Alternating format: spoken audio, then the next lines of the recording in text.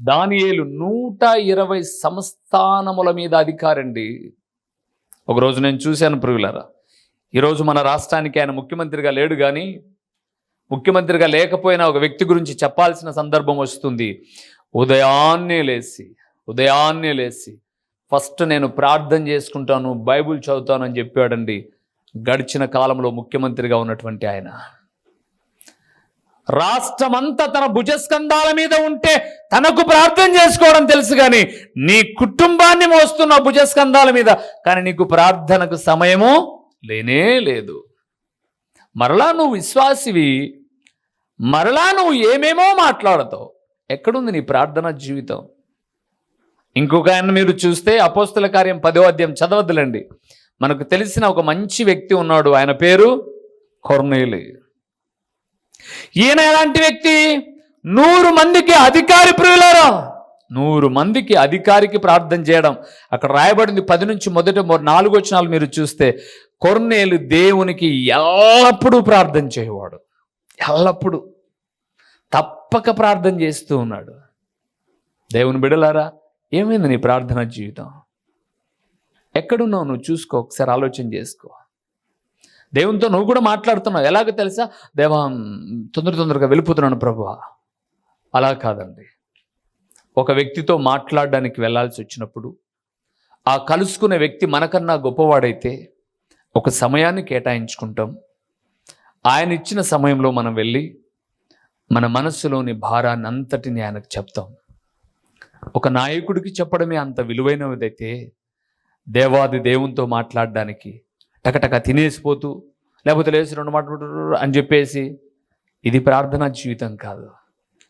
దానియేలట ముమ్మారు ప్రార్థిస్తున్నాడట, కొర్నేలట ఎడతెగక ప్రార్థిస్తున్నాడట.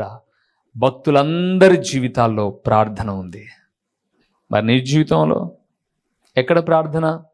అందుకే జ్ఞాపకం చేస్తున్నాను, దేవుని నమ్మిన నీవు తప్పక ఆరాధన చేయాలి, తప్పక ప్రార్థన చేయాలి. ఆరాధనలోనికి రాగానే వెనకలు వచ్చి అటెండెన్స్ వేయించుకొని పోగాక, అమ్మయ్య ఈరోజు నేను వచ్చిపోయినా అని. పెదాలు తెరుచు, స్వరమెత్తు, దేవునితో 2 మాటలైనా మాట్లాడు. సంఘమందరి ఎదుట నేను సాక్ష్యం ఇస్తాను అన్నాడు భక్తుడు. సంఘమందరూ నీ మాటలు వినాలి.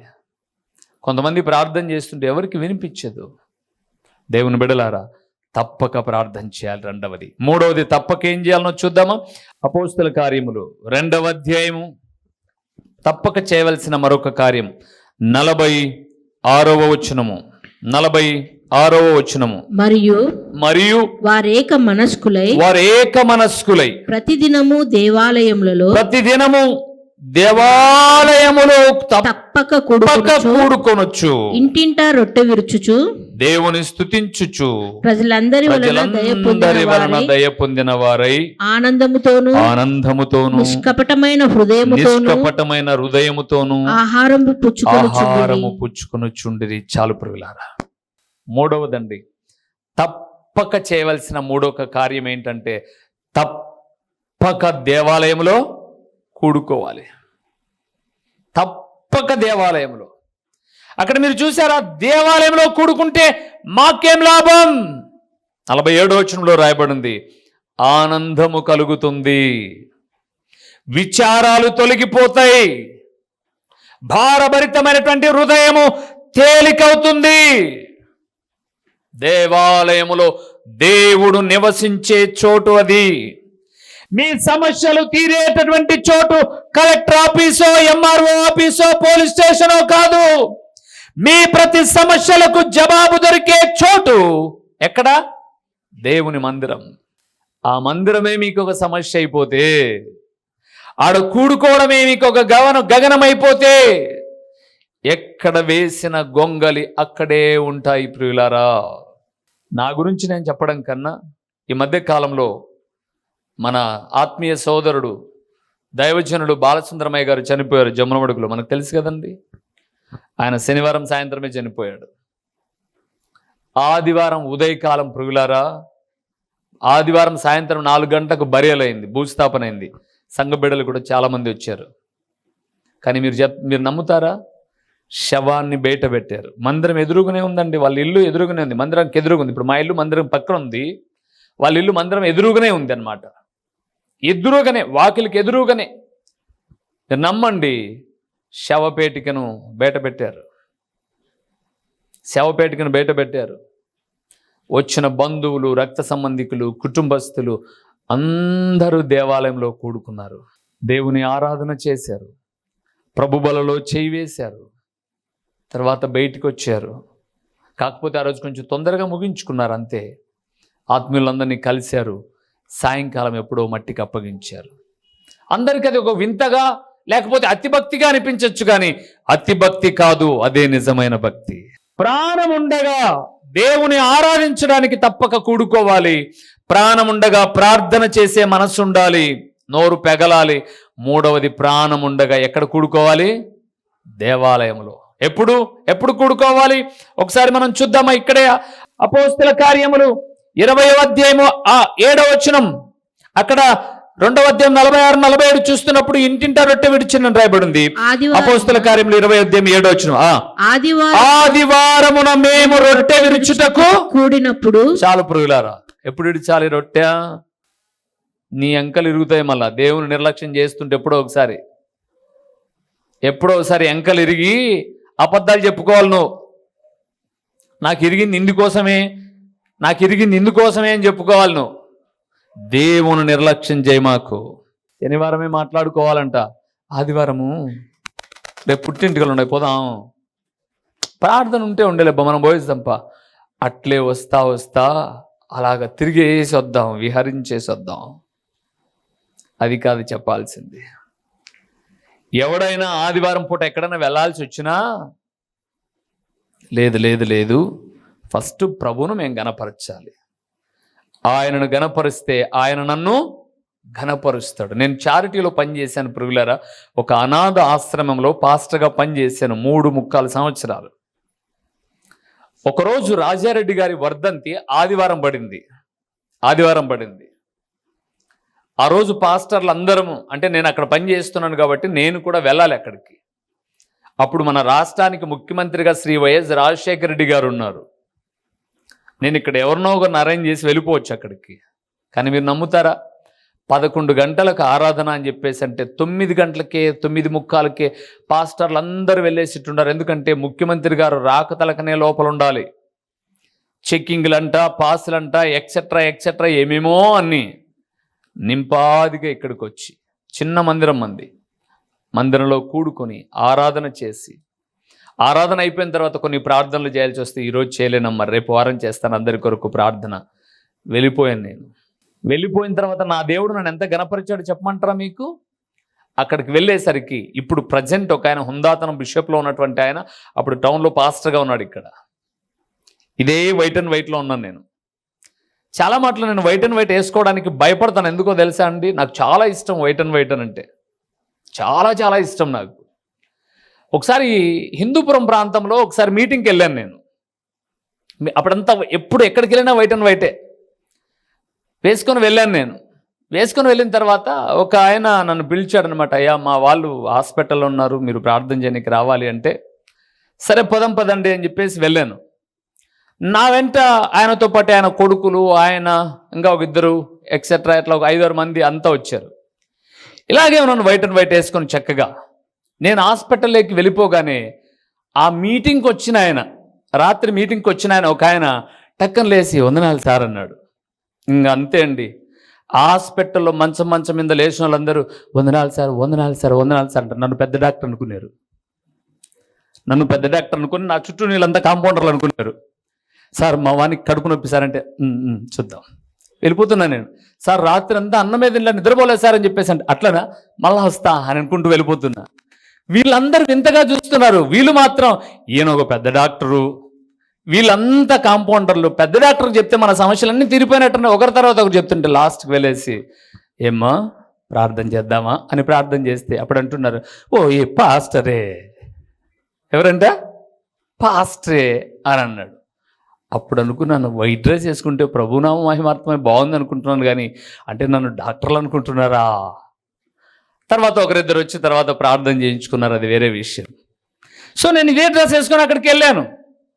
నాకేం దేవుని మహాకృపను బట్టి పాసులని అబ్జెక్షన్లు ఏం పెట్టలా, లోపలికి వెళ్ళిపోయాం. లోపలికి వెళ్ళిపోగానేనండి ఇంకా స్టేజ్ మీదకి వెళ్ళాలి. నేను ఇక్కడ ఆరాధన ముగించుకొని అక్కడికి వెళ్ళాను, స్టేజ్ మీదకి వెళ్ళాలి.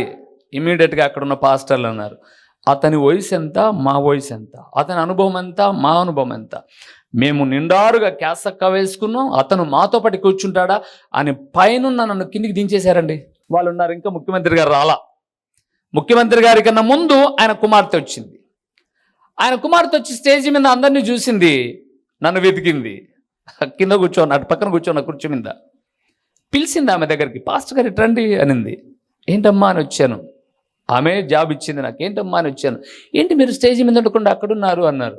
అమ్మ అది సిఎస్ఏ వాళ్ళే నడుపుతారంట, వాళ్ళు మాత్రమే ఉండాలట, వాళ్ళు పెద్దోళ్ళు.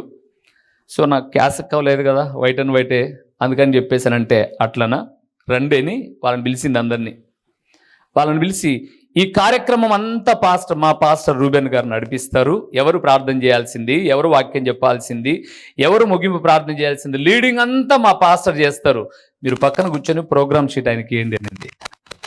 మొఖాలు ఇంత అయిపోయాయండి. ఆమెను ధిక్కరించలే వైఎస్ ప్రకాష్ రెడ్డి గారు కూడా మౌనం అయిపోయాడు. ఇక్కడ నా దేవుని సన్నిధి మందిరంలో కూడుకొని దేవుని గణపరిచాను. నా వయసు అప్పటికి 29 సంవత్సరాలు. ఆ స్థితిలో నా దేవుడు మొట్టమొదటిగా పైన కూర్చోబెట్టి నా కింద 3 అడుగుల కిందన ముఖ్యమంత్రి గారి చైర్లో కూర్చున్నారు. లీడింగ్ అంతా చేశాను. పాస్టర్లు చెప్పిన ప్రసంగం కవర్ చేసుకుని యేసుప్రభుని పేరు లేకుండా ప్రకటించారు వాళ్ళు. కానీ లాస్ట్లో నేను చెప్పాను, నువ్వు బతికున్నా చచ్చి ఉన్నా యేసుప్రభుల వారు లేకపోతే నిత్య నరకము తప్పదు నీకు అని చెప్పి ముగించాను. దేవాలయములో తప్పక ఏం చేయాలి? కూడుకుంటే, దేవుని గణపరిస్తే నా దేవుడు నిన్ను గణపరుస్తాడు ప్రియులారా. అందుకే జ్ఞాపకం చేస్తున్నాను, తప్పక దేవుని ఆరాధించాలి, తప్పక దేవునికి ప్రార్థన చేయాలి, తప్పక దేవాలయములో ప్రతి పునరుత్థాన దినమైన ఆదివారమున కూడుకొని ప్రభు యొక్క శరీర రక్తాలలో పాలు పొందాలి. నువ్వు చాలా చాలా బిజీ, నీకు దీని గురించిన శ్రద్ధ, భయం లేదు అసలుకు. ఇంట్లో దోమంటే భయం ఉంది, దోమలంటే భయం ఉన్నాయి, ప్రభు అంటే ఏం లేదు, భయం లేదు. అమ్మా వద్దురా, ఆ దోమ కుడితే డెంగ్యూ వస్తుంది, మలేరియా వస్తుంది, టైఫాయిడ్ వస్తుందని బ్యాట్ పట్టుకొని కొట్టుకుంటా అంటావు, ఆల్అవుట్ పెట్టుకుంటావు, జట్టు పెట్టుకుంటావు అని తలకాయకి జుట్టుకి అగ్గి పెట్టుకో. ఒక దోమంటే భయం ఉంది. ప్రభు దినమైనటువంటి ఆదివారం అన్న నీకేం లేదు, భయం లేదు నీకు. నీ దేవుని ఎదుట తల ఉంచలేదా? లోకములో అనేక చోట్ల తల దించుకోవాలి సోదరుడు. నీ దేవుని ఎదుట తల వంచాము అంటే లోకములో ప్రతి చోట విజయోత్సాహంతో ఊరేగించడమే కాదు, తల ఎత్తుకొని బ్రతికే సగర్వమైన జీవితాన్ని ఇస్తాడు నేను ఆరాధిస్తున్న ప్రభు అయిన యేసుక్రీస్తు.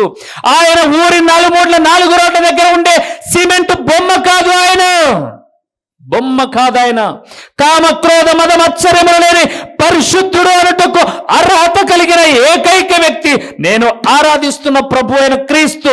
ఆయనను నువ్వు గణపరిచావు అంటే నా దేవుడు నిన్ను సమాజంలో ప్రతి చోట కూడా ఏం చేస్తాడు? గణపరుస్తాడండి. నా విద్య చాలా తక్కువ.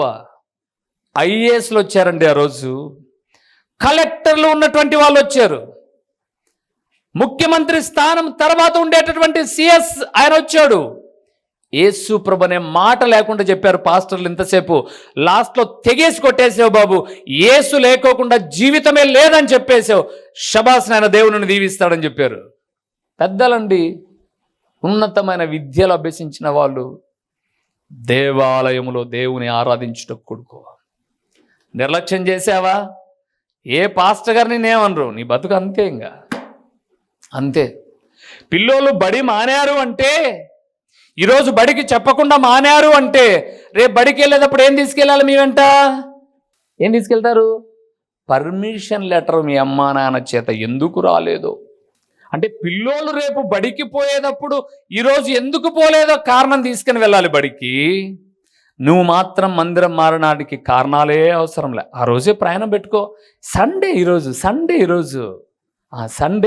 Sunday is not holiday, Sunday is the only holiday ప్రియులారా. ప్రభు దినం అది, పరిశుద్ధ దినం అది.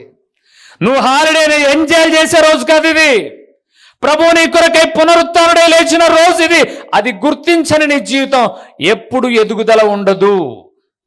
నీ పిల్లలు దీవెనకరమైన మార్గంలో రారు, ఆశీర్వాదకరమైన జీవితాలు ఉండవు. ఆ రోజును నువ్వు గౌరవించు, నీ పిల్లలకు నేర్పించు. అందుకే ఇశ్రాయేలుతో అనింది అలనాడు. ద్వితీయోపదేశకాండం 6వ అధ్యాయము 9వ అధ్యాయాన్ని మనం చూస్తున్నప్పుడు, నీవు నీ పిల్లలకు, వారు వాళ్ళ పిల్లలకు, పిల్లల పిల్లలకు బోధించాలి ప్రభు యొక్క గొప్పతనం. 4వ విషయాన్ని చూద్దామా? తప్పక చేయవలసిన విషయం ఏంటో. సంఖ్యాకాండము 30వ అధ్యాయము 138వ పేజీలో 30వ అధ్యాయము 2వ వచనాన్ని చదువుదాం. 2వ వచనాన్ని చదువుదాం. ఇది యెహోవా ఆజ్ఞాపించిన సంగతి, ఇది యెహోవా ఆజ్ఞాపించిన సంగతి. ఒకడు యెహోవాకు మొక్కుకొనిన ఎడల, ఒకడు యెహోవాకు మొక్కుకొనిన ఎడల, లేక తాను బద్ధుడగుటకు ప్రమాణము చేసిన ఎడల, అతడు తన మాట తప్పక, ఎక్కడ చూడండి, అతడు తన మాట తప్పక తన నోట నుండి వచ్చినదంతయు నెరవేర్చవలెను. చాలు ప్రియులారా, దేవుని ఎదుట మాట ఇచ్చిన, ప్రమాణం చేసిన, ఏం తప్పకూడదు? చెప్పండి, ఏం తప్పకూడదు? మాట తప్పకూడదమ్మా. నేనంటే మీకు కోపాలు కానీ మీరే కదా ప్రార్థనలు చేసేది. ఉదాహరణకు పరిచారకులుగా ఉన్నారనుకో, మీరే కదా, దేవా ఇన్ని రోజులు నీ పరిచర్య చేయలేకపోయాం, మమ్మల్ని క్షమించు, ఈ సంవత్సరమైనా వాడుకో అన్నారు. మీరు వాడుకో అన్నాక జనవరి నెలంతా పాయ పోయిందే లేదా? పాయ. అంటే అప్పుడు మీరు ఏం చెప్పినారు? 31వ తారీఖున దేవుని మందిరంలో నీ సేవ చేయాలి ప్రభువా, నీ పరిచర్యలో వాడబడాలి ప్రభువా అని మీరు ప్రమాణం చేశారు, మాట ఇచ్చారు. కానీ ఆ మాటకు మీరు ఏం చేసలేరు? జనవరి ఫిబ్రవరి నుంచి కట్టుబడలేరు మీరు. అంటే దేవుడు అంటున్న మాట ఏంటి? తప్పక.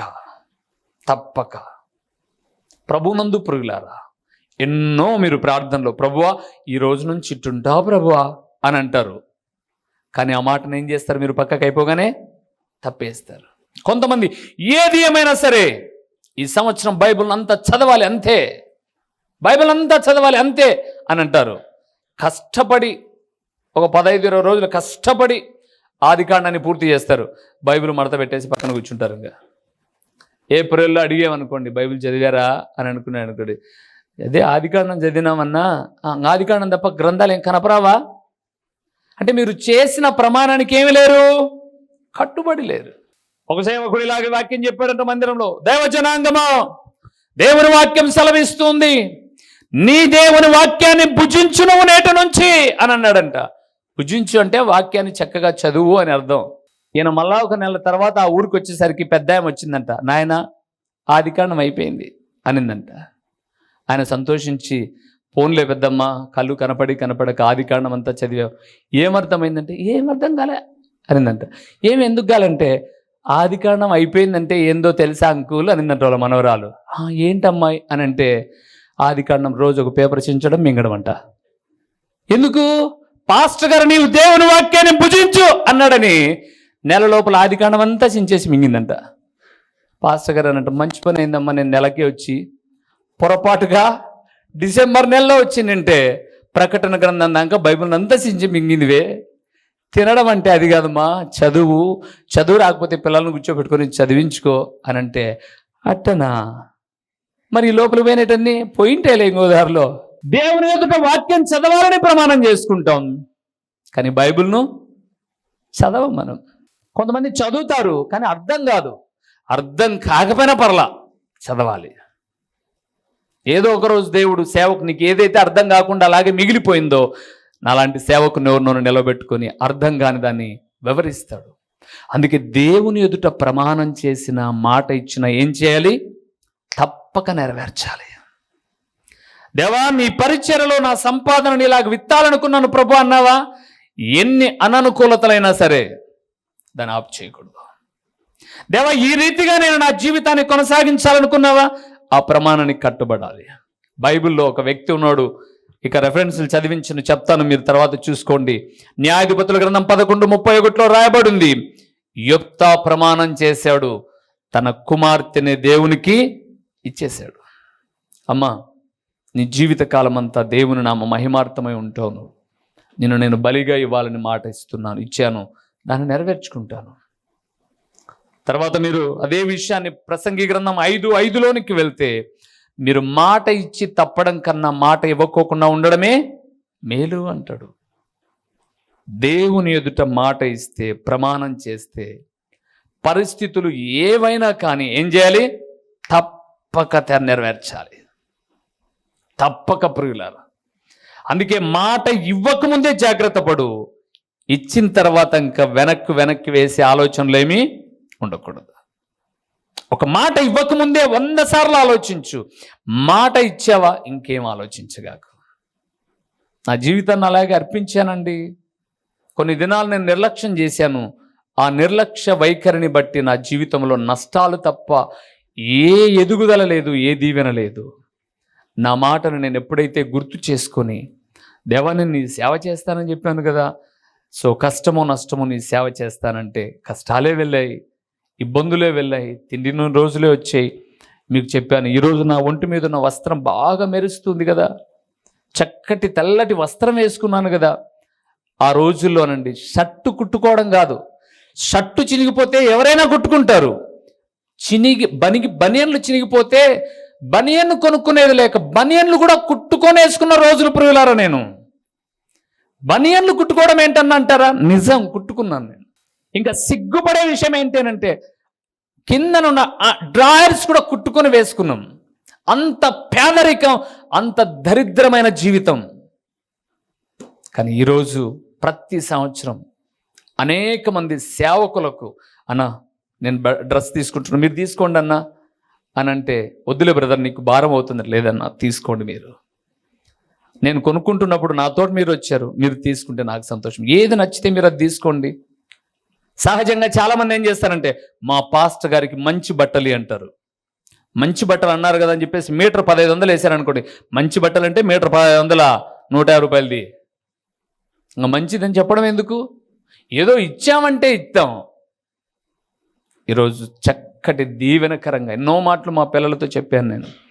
ఒకరోజు ఒకే వస్త్రం ఒంటి మీద ఉంటే ఒకటి దండ మీద ఉన్నాయి, అవే మంచివి అంతే. ఇంకా అలాంటి రోజుల్లో నుంచి ఈరోజు దేవుడు ఒక చక్కటి స్థితి ఇచ్చాడు అంటే ప్రమాణాన్ని నిలబెట్టుకోవడమే ప్రియులారా.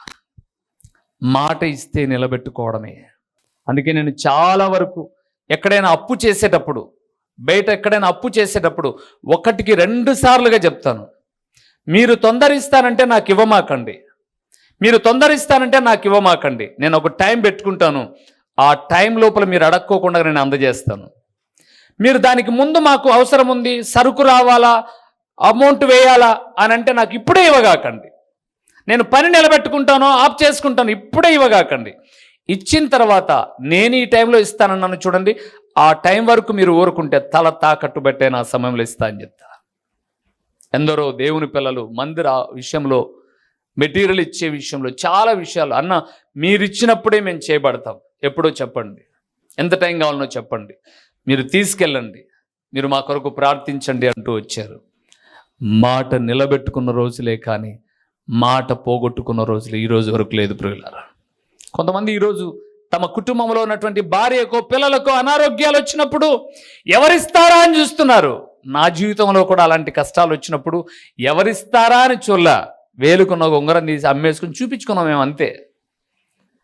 ఏ రోజు కూడా ఇన్ని నా జీవితంలో నా భార్యనే ఇచ్చారు, కానీ నా తల్లి ఇంటిగా, నా అత్త మామ ఇంటికాడ నుంచి ఒక ఖర్చీపు కూడా రాలేదు ప్రియులారా. ఏ పండగకు కూడా వచ్చిందేమో అక్కడే అడగండి, ఒక ఖర్చీపు కూడా. ఈరోజు సచ్చు బతుకులు ఎప్పుడు వాళ్ళ మీద ఆధారపడి బతుకుతూ ఉంటారు. ప్రమాణం చేసినప్పుడు ఏమన్నారు? మరణమైన జీవమైన, అబ్బా నా ఆస్తి అంతటిలో నిన్నేం చేస్తానా, పాలి భాగస్తురాలినిగా. నీ ఆస్తి ఖర్చు కాకూడదు, నీ సొమ్ము కొదవ కాకూడదు, ఎవరు సొమ్ము అన్నా కావాలి. చేసిన ప్రమాణానికి జీవించే జీవితానికి తేడా ఉందట్రా. అందుకే మీ బతుకులు అట్టే ఉన్నాయి. ప్రమాణము చేస్తే, బైబిల్ చక్కటి మాట రాయబడి ఉంది, 15వ కీర్తన తర్వాత మీరు చదువుకోనండి. అతడు మాట ఇవ్వగా ప్రమాణము చేస్తే నష్టము కలిగినను మాట తప్పడు అని రాయబడి ఉంది. నష్టం కలిగిన మాట తప్పడంట. ఇంకొక మాట ఉంది, చదివించి ముగించేస్తానే. న్యాయాధిపతుల గ్రంథం 20వ అధ్యాయము 16వ వచనం ఒకసారి చూద్దాం. ఆ సమస్త జనములో ఏర్పరచబడిన 700 మంది ఎడమ చేతి వాటము గలవారు, వీరిలో ప్రతివాడును గురిగా నుంచబడిన తల వెంట్రుక మీద ఒడిసెల రాయి తప్పక విసరగలవాడు. తర్వాత వివరిస్తాను, లేండి ప్రార్థన చేసుకుందాం. గురి కలిగిన జీవితం, తప్పక ఒక గురి ఉండాలి. తప్పక ఒక గోల్ ఉండాలి. నా గోల్ నేను రీచ్ అయ్యాను అని చెప్పుకునేంత వరకు వెనుతిరగకూడదు ప్రియులారా. గురి అనేది చాలా ప్రాముఖ్యమైనది. కొంతమందిని మీరు చూడండి, ఏదైనా గురిగా పెట్టుకున్నారు అంటే ఆ గురి నెరవేరేంత వరకు వెనకడుగు వేయరు. దేవుని బిడలారా, విశ్వాసులమైన మన జీవితాల్లో ఒక గురి ఉండాలి. ప్రార్థన చేద్దాం, అది కూడా వివరిస్తాం తర్వాత విషయంలో. ప్రేమాస్వరూపి కరుణా సంపన్నుడా, మీ ఘనమైన నామమునకు స్తోత్రములు చెల్లిస్తూ ఉన్నాము నాయనా. నేను నమ్ముకున్న బిడ్డలమైన మేము తప్పక చేయవలసిన ప్రాముఖ్యమైన విషయాలు 5 చెప్పారు. ఇవి మేము తప్పక చేస్తే మా ఎడల మీరు తప్పక జరిగించే కార్యాలు ఏమిటో తర్వాత చూడ్డానికి కూడా మాకు ఆయుష్, ఆరోగ్యము, జీవాన్ని దయచేయండి. ఈ మాటలు వింటూ ఉన్నప్పుడు తప్పక మిమ్మల్ని ఆరాధించే విషయంలో తప్పిపోయాం కాబట్టే దారిద్ర్యపు అంచున ఉన్నామేమో, ప్రార్థనా జీవితంలో తప్పక లేము కాబట్టే వెనకబడి ఉన్నామేమో. తండ్రి, తప్పక దేవాలయంలో కూడుకునే అనుభవాన్ని కోల్పోయి నష్టపోతున్నామేమో. ఒక్కసారి మమ్మల్ని మేము పరీక్షించుకొని తప్పక నా తండ్రి ఒక గురి కలిగిన వ్యక్తులముగా, మిమ్మల్ని ఆరాధన చేసే వ్యక్తులముగా, మా ప్రమాణములు నిలబెట్టుకునే వ్యక్తులముగా, మా మాట మీద మేము నిలిచుండే వ్యక్తులుగా ఉండునట్లు కృప చూపండి. ఈ వాక్యము ప్రకటిస్తూ ఉన్నప్పుడు తండ్రి, పరలోకపు సంగతులతో మీరు మాట్లాడుతూ ఉన్నప్పుడు నీ బిడ్డల అంతరంగాలలో నీరు కట్టి ఫలింప చేయండి. ప్రకటించబడిన పరలోకపు సంగతులు వ్యర్థముగా పోకుండా సారవంతమైన నేలను పడిన విత్తనమోలే 30 అంతలుగా 60 అంతలుగా 100 అంతలుగా ఫలింప చేసి మీ ఘననామానికి మహిమ, ఘనత, ప్రభావములు మీరు కలుగు చేసుకునమని ఎంతైనా నమ్మదగిన దేవుడవైన మీకు స్తుతులు చెల్లించుకుంటూ యేసు నామములో అడిగి పొందియున్నాము తండ్రి, ఆమేన్. మా చిరునామా దైవజనులు బ్రదర్ ఓ రూబేన్ గారు, క్రీస్తు ప్రార్థనా మందిరం, డోర్ నెంబర్ 1-10-386, నగరిగుట్ట, పులివెందుల, కడప జిల్లా. మీ ప్రార్థనా అవసరాల కొరకై సెల్ నంబర్ 9989067409.